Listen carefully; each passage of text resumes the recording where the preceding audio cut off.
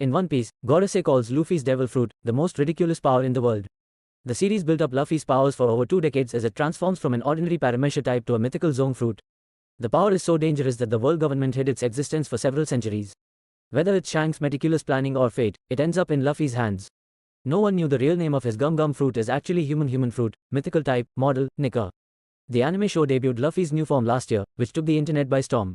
Now, several months later, Luffy took on this form again. His opponent this time is Rob Lucci, someone he defeated in Enies Lobby. Lucci and the other CP0 agent are in Egghead to kill Vegapunk on Gorosei's orders.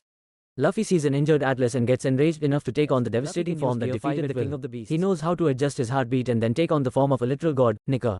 However, he doesn't know who the sun god Nika is. Luffy instinctively knows what triggers his transformation.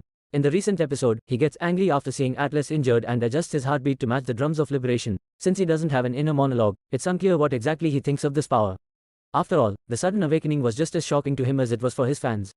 However, when Bonnie asks him about his transformation, he tells her that's how he looks like when he's free. Luffy's brief interpretation of his power makes sense, especially considering the Devil Fruit's true history. His Paramecia type Gomu Gomu no Mi transforms into a mythical Zoan type Hito Hito no Mi, model revered as the sun god by slaves since ancient times.